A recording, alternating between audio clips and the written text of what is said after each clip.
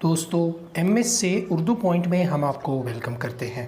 South Africa کے خلاف match میں فخر زمان اپنی دوسری ڈبل سینچری سے صرف 8 رنز دور تھے اور اس دوران ڈبل رنز لینے کی کوشش میں رن آؤٹ ہو گئے، لیکن جس طرح دھوکے سے south African wicket keeper D کاک نے اشارہ کر کے ان کا دھیان ہٹایا اور گیند ڈائریکٹ وکٹوں کو لگی، یہ ایک سوالیہ نشان ہے۔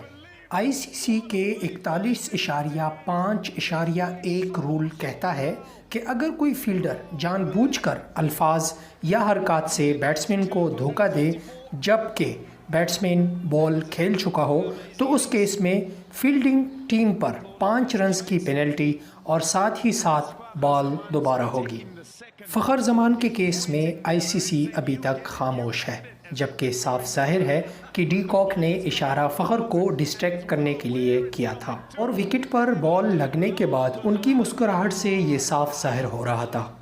یہ اگر پاکستان کی جگہ بگ 3 کی کوئی ٹیم ہوتی تو ضرور آئی سی سی حرکت میں آ جاتی۔ دوستو، یہ فخر زمان کی ایک حیران کن اننگ تھی جس نے آلموسٹ سنگل ہینڈڈلی میچ کا پھانسا پلٹ دیا تھا۔ اگر پاکستان کو پینلٹی کے 5 رنز مل جاتے اور یہ گیند بھی دوبارہ کرائی جاتی تو شاید یہ میچ پاکستان جیت جاتا۔ امید ہو دوستو آپ کو ویڈیو پسند آئی ہوگی۔ مزید انفارمیٹیو ویڈیو کی اپڈیٹس کے لیے ہمارے چینل کو سبسکرائب کیجیے گا اور بیل آئیکن کو دبانا نہ بھولیں۔